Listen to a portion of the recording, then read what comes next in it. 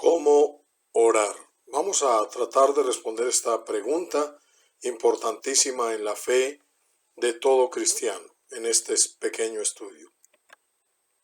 Comenzamos diciendo, ¿por qué es importante orar? Vamos a responder esta pregunta. Santiago capítulo 4 versículo 3 dice, pedís y no recibís, porque pedís mal, para gastar en vuestros deleites. ¿Por qué es importante? Porque pedimos mal. No lo hacemos de la mejor manera, hermanos. Entonces vamos a aprender de la palabra de Dios cómo hacerlo. Dice también en Romanos capítulo 8 versículo 26, y de igual manera el Espíritu nos ayuda en nuestra debilidad. Pues, ¿qué hemos de pedir como conviene? No lo sabemos, pero el Espíritu mismo intercede por nosotros con gemidos indecibles. No sabemos pedir como conviene, dice esta escritura, y ahí el Espíritu Santo nos ayuda, interviene para colaborarnos de cómo pedir ante Dios. Más adelante también ahondaremos en este versículo, hermanos. Dice también en el capítulo 1, versículo 6 de Santiago, pero pida con fe, no dudando nada, porque el que duda es semejante a una onda del mar, que es arrastrada por el viento y echada de una parte a otra. No piense pues quien tal haga que recibirá cosa alguna del Señor. Es necesaria la fe, creer. Nos falta la fe y por eso a veces no perseveramos, porque pareciera que no creemos. Le pedimos una o dos veces a Dios y no lo volvemos a hacer, porque no creemos, hermanos, y así no podemos recibir absolutamente nada del Señor. Los discípulos le dijeron por esto mismo, enséñanos a orar.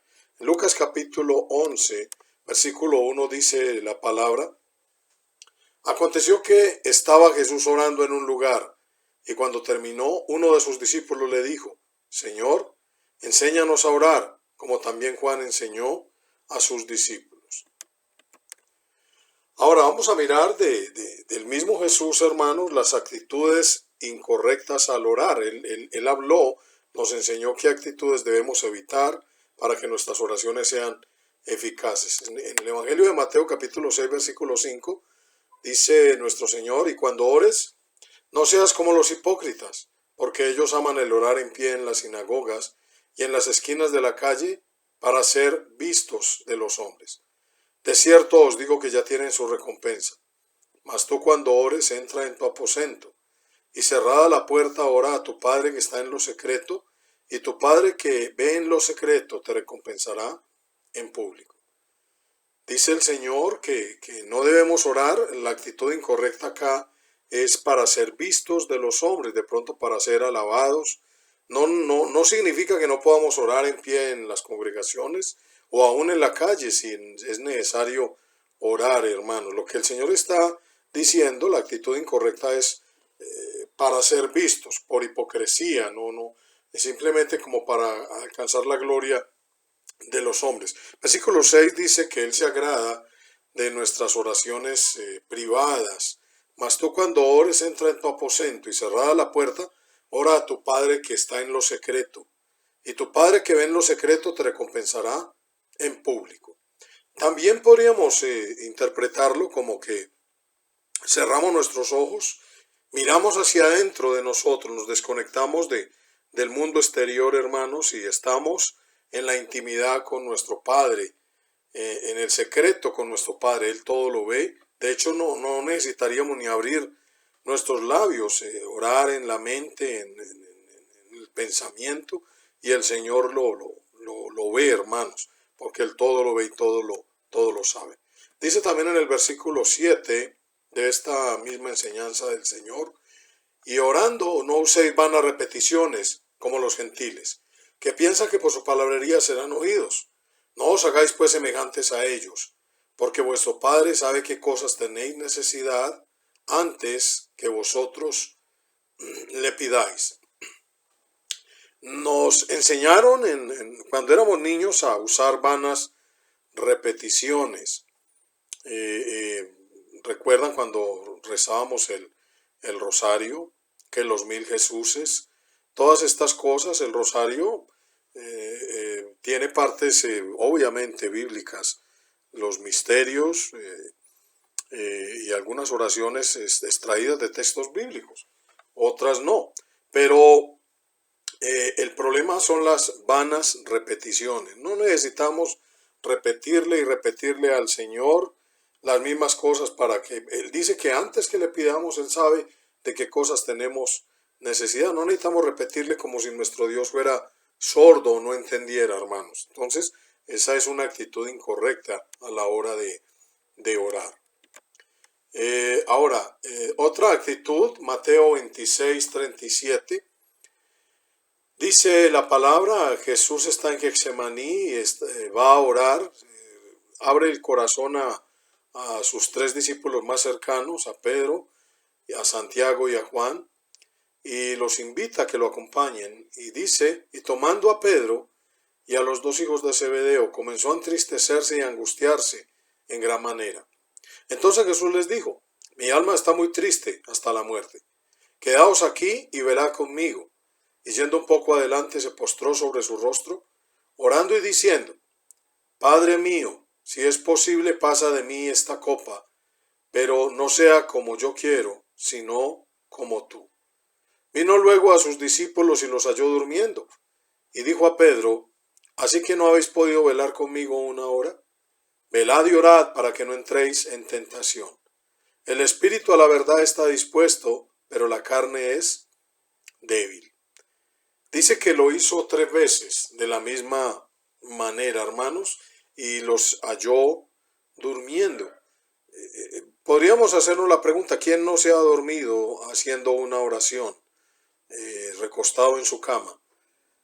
A veces uno en la iglesia, inclusive ve uno hermanos que se duermen en la congregación, en medio del estudio o en medio de las oraciones. Obviamente que es una actitud incorrecta, hermanos.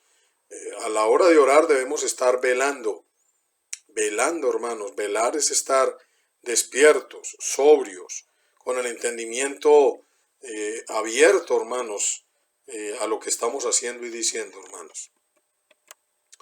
Ahora, vamos a mirar cómo el Señor les enseñó a orar. Estamos en el mismo contexto de Lucas, vamos a seguir en el versículo 2. Y les dijo, cuando oréis, decid, Padre nuestro que estáis en los cielos, santificado sea tu nombre, venga tu reino, hágase tu voluntad como en el cielo, así también en la tierra. El pan nuestro de cada día, dánoslo hoy, y perdónanos nuestros pecados, porque también nosotros perdonamos a todos los que nos deben. Y no nos metas en tentación, mas líbranos del mal. Sabemos que esta oración es un modelo. El Señor tampoco nos dijo que repitiéramos Padre Nuestros a diestra y a siniestra, hermanos. Simplemente lo que nos está dando es un modelo de cómo debemos orar. Y vamos a profundizar en esta hermosa oración de nuestro Señor, en esta enseñanza muy profunda para nosotros, sus discípulos. Padre nuestro que estáis en los cielos. Toda oración, hermanos, debe ir dirigida al Padre. Isaías 64:8 dice, ahora pues, Jehová, tú eres nuestro Padre, nosotros barro, y tú el que nos formaste. Así que obra de tus manos somos todos nosotros. Estamos hablando a nivel espiritual, nos estamos dirigiendo al Padre nuestro. Y cuando decimos eso, hermano, estamos reconociendo su poder, estamos reconociendo que Él es el creador, que somos hechura suya, estamos reconociendo su majestad, su inmenso poder, hermanos, como nuestro creador, hermanos, el todopoderoso. Dice que estás en los cielos, Padre nuestro, que estás en los cielos. Primera de Reyes 8:27 dice, pero ¿es verdad que Dios morará en esta tierra?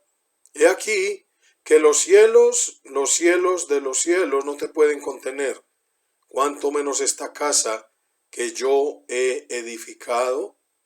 Con todo, tú atenderás a la oración de tu siervo y a su plegaria, oh Jehová Dios mío, oyendo el clamor y la oración de tu siervo, que tu siervo hace hoy delante de ti. Salomón está hablando cuando está dedicando el templo que había construido y él sabe que Dios mora en los cielos. Otra escritura, Isaías dice, los cielos son su trono y la tierra el estrado de sus pies, similar a esta. Pero cuando decimos que estás en los cielos, estamos reconociendo su morada y más adelante vamos a mirar por qué. Pero sabemos que nuestro Dios está en todas partes. Él no solo está en los cielos, hermanos, está en todas partes. Es lo que está diciendo aquí Salomón, lo que dice Isaías en la escritura que también citábamos, y en otras partes de la palabra del Señor, hermanos. Entonces, cuando empezamos a orar, nos dirigimos a nuestro Padre, nos dirigimos a su morada. Los judíos oraban hacia Jerusalén, nosotros oramos hacia la Jerusalén celestial, hermanos. Es lo que nos está enseñando nuestro Maestro. Dice, Padre nuestro que estás en los cielos, santificado sea tu nombre. Mateo 7:21, nuestro Señor en el capítulo siguiente de la enseñanza de la oración, que está en el capítulo 6, dice, no todo el que me dice Señor, Señor entrará en el reino de los cielos, sino el que hace la voluntad de mi Padre que está en los cielos. Cuando le oramos, nos dirigimos a Él para entrar en el reino de los cielos. Por eso decíamos que estás en los cielos también. Y dice, muchos me dirán en aquel día, Señor, Señor, ¿no profetizamos en tu nombre y en tu nombre echamos fuera demonios? ¿Y en tu nombre hicimos muchos milagros? Entonces les declararé, nunca os conocí, apartaos de mí, hacedores de maldad.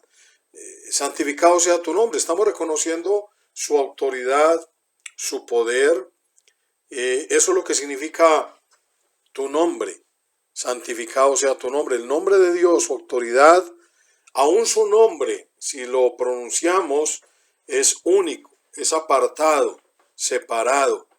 No hay nada semejante. Le dio un nombre que es por sobre todo nombre, para que en el nombre de Dios se doble toda rodilla, dice en Filipenses y extraído de Isaías, y toda lengua confiese que Jesús es el Señor, para gloria de Dios Padre. Entonces, santificado sea tu nombre, hermano, estamos reconociendo su autoridad. Muchos le dirán en aquel día, hicimos muchas cosas en tu nombre, en tu autoridad, pero realmente fue en su nombre. Entonces, vemos que en esta primera parte de la enseñanza de Jesús en la oración, lo que hacemos es reconocer el poder, la majestad, le damos la gloria y la honra al Todopoderoso, al Creador.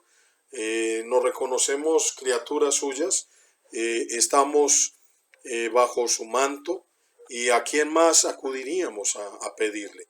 Y también estamos reconociendo su autoridad. Dice más, venga tu reino. Cuando decimos venga a tu reino, pues estamos pidiendo todo eso de lo que decimos anteriormente. Él es el Rey de reyes y Señor de señores, el Todopoderoso. Venga tu gracia, venga tu poder, venga tu amor, venga tu misericordia sobre nosotros, venga tu salvación, es lo que le estamos diciendo a nuestro Señor cuando decimos venga tu reino, venga a nosotros tu reino.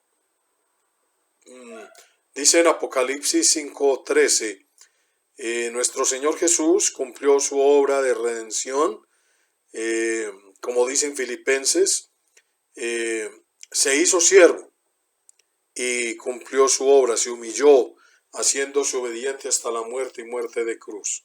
Y Dios lo exaltó cuando regresó, hermanos. También en Juan 17 él le dice al Padre, ahora pues Padre, glorifícame tú al lado tuyo con aquella gloria que tuve contigo antes que el mundo fuese. Y aquí hay tremenda enseñanza, hermanos, porque aquí podemos entender la deidad de nuestro Señor Jesucristo, cosa que niegan, por ejemplo, los testigos de Jehová, los mal llamados testigos de Jehová. Aquí vemos, a semejanza de lo que dice también en Juan capítulo 5, la igualdad del Padre con el Hijo, hermanos.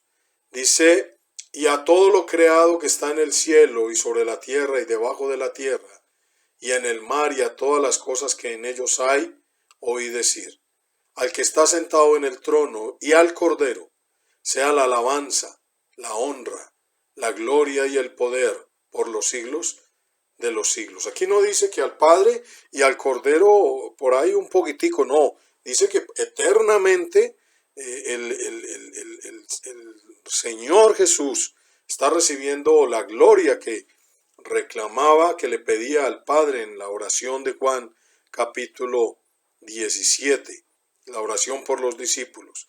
El versículo 12 dice también: el reino, las riquezas sean al Cordero, que ha vencido, hermanos. Versículo 14: y los 4 seres vivientes decían amén, así sea. Y los 24 ancianos se postraron sobre sus rostros y adoraron al que vive por los siglos de los siglos. Entonces, venga tu reino, hermanos. Nos está mostrando toda esa majestad, todo ese poder, y estamos pidiendo que todo eso venga a la tierra sobre nosotros, hermanos. Es algo tremendo, hermanos. Entonces vemos en esta primera parte de la oración, de la enseñanza de Jesús, de cómo orar, nos estamos rindiendo, reconociendo su poder, su majestad, su gloria, y lo estamos pidiendo, hermanos. Dice también: hágase tu voluntad como en el cielo, así también en la tierra. Seguimos en la misma línea. Ya habíamos leído esta escritura: no todo el que me dice Señor, Señor entrará en el reino de los cielos, sino el que hace la voluntad de mi Padre que está en los cielos. El Señor dice: me quieres pedir, te quieres elevar a mí en oración, debes estar dispuesto a hacer mi voluntad. Debes estar dispuesto a servirme, a honrarme, a entregarte a ti. Es absurdo pedirle al Señor y no querer hacer su voluntad. Habíamos leído Mateo capítulo 26 como el mismo Jesús, hermanos, cuando estaba como siervo aquí en la tierra, se dirigía al Padre, y allá en Getsemaní le dice: no se haga como yo quiero, sino que se haga tu voluntad. Él hace lo mismo. Jesús jamás oró como oran los falsos maestros de hoy en día, con decretos, dándole órdenes a Dios, como si Dios se tuviera que rendir a la voluntad de ellos. Yo decreto, yo declaro. Ni siquiera el Maestro, ni siquiera el Señor Jesús lo hizo de esa manera. Él cumplió con la enseñanza que Él mismo impartió, hermanos, y en la oración él decía: hágase tu voluntad, hermanos. Esta primera parte, hermanos, de la oración, estas 4 primeras cosas, vemos cómo nos rendimos a Dios, a su poder, su gloria, a su majestad, a su gracia. Reconocemos su reinado, que Él es el Rey de Reyes y Señor de Señores. Reconocemos su autoridad, hermanos, y reconocemos que deseamos hacer su voluntad. Ahora sí podemos pedir, y dice: el pan nuestro de cada día dánoslo hoy. La palabra pan es palabra genérica y significa lo necesario para sostener la vida física de cada día. Los israelitas recogían cada mañana el maná. Siempre que leo esta oración del Padre Nuestro, este ejemplo, esto lo creo yo también. Cuando decimos el pan nuestro de cada día nos lo hoy, estamos mostrando la dependencia del Creador. El 6.º día recogían para 2 días. Cada noche al acostarse no tenían comida para otro día. Cuando algunos lo guardaron de un día para otro, crió gusanos y hedió. Se acostaban cada noche durante 40 años. 40 años, hermanos, como dice ahí en Éxodo 16:35, totalmente dependientes de Dios para el sostén del siguiente día. Eso es lo que hacemos y a Dios le agrada. Él nos enseñó a orar de esta manera, a depender de Él, hermanos. Y perdona nuestros pecados, como también nosotros perdonamos a los que nos deben. Dice ahí en Lucas. Y en Mateo 6:12 es el texto paralelo: perdónanos nuestras deudas como también nosotros perdonamos a nuestros deudores. Obviamente está hablando del pecado. Mateo dice deudas, pero Lucas dice pecado. Otro texto, Mateo 18:23 al 25, habla de deudas, pero en la aplicación tiene que ver con nuestros pecados. Y vamos a mirar esa enseñanza de Jesús de los dos deudores, pero obviamente que era hablando de los pecados, porque los pecados son deudas morales y espirituales que serán castigadas a menos que sean perdonados. Y vamos a mirar el texto que decíamos ahí. Mateo 18:23 dice esta enseñanza del Maestro: por lo cual el reino de los cielos es semejante a un rey que quiso hacer cuentas con sus siervos. Y comenzando a hacer cuentas, le fue presentado uno que le debía 10,000 talentos. A este, como no pudo pagar, ordenó su señor venderle y a su mujer e hijos y todo lo que tenía para que se le pagase la deuda. Entonces aquel siervo postrado le suplicaba diciendo: Señor, ten paciencia conmigo y yo te lo pagaré todo. El señor de aquel siervo, movido a misericordia, le soltó y le perdonó la deuda. Pero saliendo aquel siervo, halló a uno de sus consiervos que le debía 100 denarios. Y haciendo de él, le ahogaba diciendo: págame lo que me debes. Entonces su consiervo, postrándose a sus pies, le rogaba diciendo: ten paciencia conmigo y yo te lo pagaré todo. Mas él no quiso, sino fue y le echó en la cárcel hasta que le pagase la deuda. Viendo sus consiervos lo que pasaba, se entristecieron mucho y fueron y refirieron a su señor todo lo que había pasado. Entonces llamándole su señor le dijo: siervo malvado, toda aquella deuda te perdoné porque me rogaste. ¿No deberías tú también tener misericordia de tu consiervo, como yo tuve misericordia de ti? Perdona nuestras deudas, perdona nuestros pecados, como también nosotros perdonamos a nuestros deudores. A veces esto sucede en la vida real, hermanos. Dios nos ha perdonado cosas tremendas de nuestros pecados, hermanos. Y a veces cualquier pequeña ofensa, muchos de pronto dejamos de hablarle a un familiar o a un hermano durante toda la vida, guardando rencor por cosas pequeñas, hermanos. Versículo 34, entonces su señor enojado le entregó a los verdugos hasta que pagase todo lo que le debía. Así también mi Padre Celestial hará con vosotros si no perdonáis de todo corazón cada uno a su hermano sus ofensas. Algo que no hacemos en nuestras oraciones por lo general es decir eso, hermanos. Le pedimos perdón a Dios, pero no perdonamos. Señor, perdónanos. Mira cómo también hemos perdonado a aquellos que nos han ofendido, y esto lo enseñó el Maestro para que lo meditáramos y lo practicáramos, hermanos. Y no nos metas en tentación, mas líbranos del mal. Si queremos que Dios nos perdone, debemos querer también abstenernos de pecado y hacer todo lo posible para no caer en tentación. Debemos cooperar con la oración. Ya habíamos leído Mateo 26:41. Velad y orad para que no entréis en tentación. Si no oramos, si no leemos la Biblia, si no estamos ocupados en las cosas de Dios, obviamente que vamos a caer en muchas tentaciones. Entonces ya sabemos cómo, hermanos, evitar esto. Y también debemos de pedir que se nos libre de todo mal y peligro. Todos los días lo hacemos. Viajamos a menudo en planes de predicación, de evangelización, y así lo hacemos en la congregación de la misma manera, hermanos. Vamos a mirar esta cosa muy importante, hermanos. Antes de su partida de este mundo al Padre, Jesús enseñó lo siguiente, enseñó otra cosa que es necesario incluir en la oración y que hasta ahí no se había enseñado. Juan 14:13 dice: y todo lo que pidieres al Padre en mi nombre, lo haré, para que el Padre sea glorificado en el Hijo. Si algo pidieres en mi nombre, lo haré.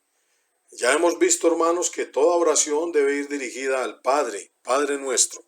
Pero toda oración, hermanos, la enseñanza de nuestro Maestro, debe de finalizar diciendo que todo lo estamos pidiendo en el nombre de nuestro Señor Jesucristo, en su autoridad. Él es el mediador entre Dios y los hombres. Jesucristo, hombre, dice el apóstol Pablo.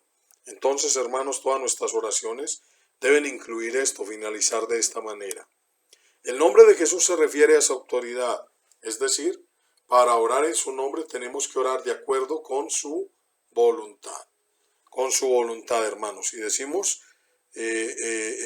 todo esto te lo pedimos en el nombre, es porque lo estamos haciendo conforme a su voluntad, conforme a su enseñanza. Tengamos en cuenta todo esto, hermanos.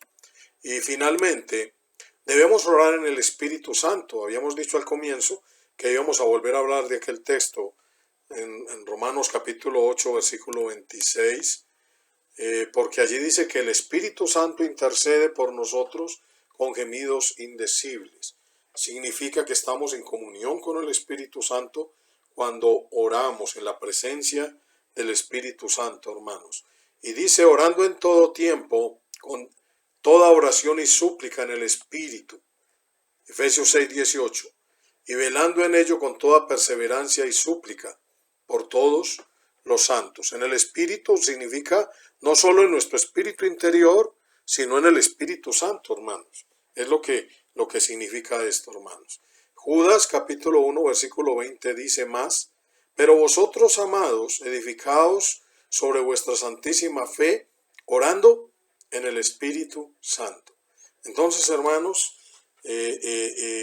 nos faltaría el tiempo colocando ejemplos y aún profundizando más acerca de este tema, pero hemos querido preparar este estudio para que mejoremos nuestra manera de orar. Siempre estamos aprendiendo cada día, hermanos, y profundizando en estos temas de la palabra de nuestro Señor.